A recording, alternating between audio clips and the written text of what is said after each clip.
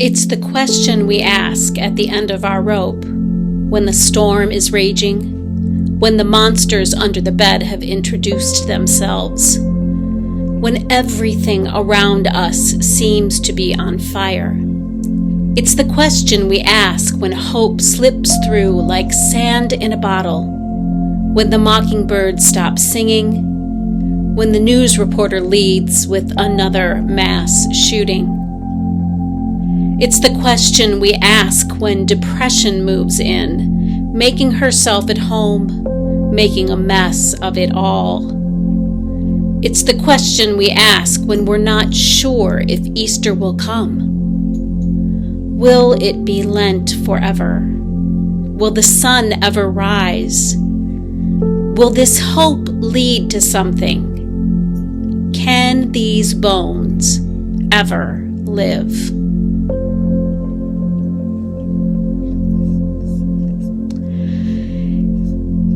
As we prepare ourselves for the 5th week of Lent, we need to prepare to face some scriptures that take us on a deeper dive.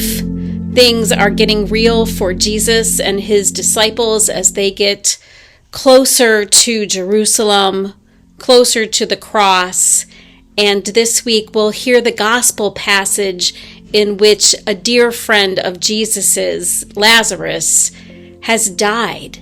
But Jesus is able to reach beyond the grave and somehow restore life to Lazarus.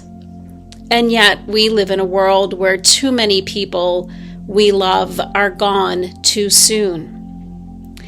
We'll also hear an Old Testament scripture, a familiar one that gives rise to all sorts of kids' songs about ankle bones connected to shin bones, but it's based on the story of the prophet Ezekiel looking down into a valley that represents so much destruction and loss.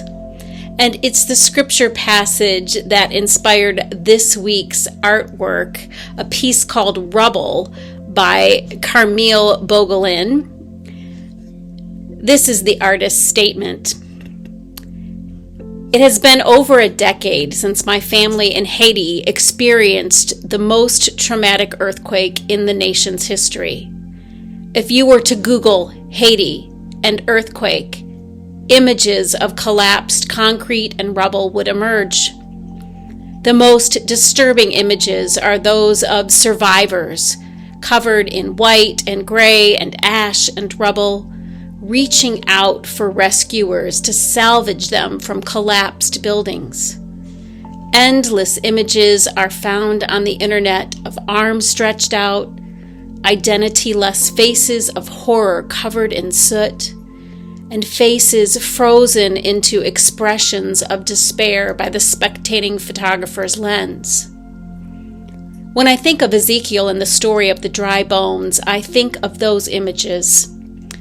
I've often heard sermons where pastors position God's people as the prophet to call the world into life.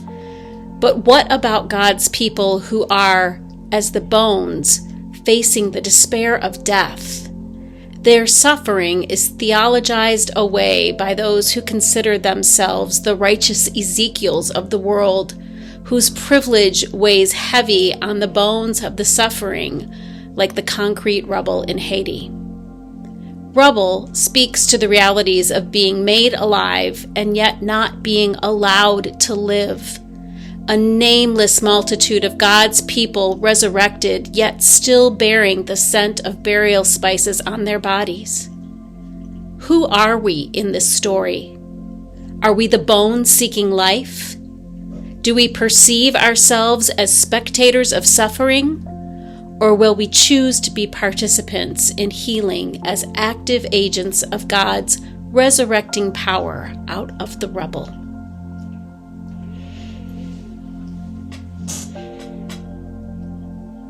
Holy God, give us the courage to stand with those who face death, even as we proclaim your power over death to new life. Open our eyes and minds and hearts wide to receive the mystery and the deep power of this story and the promises of hope in even dry bones. Amen.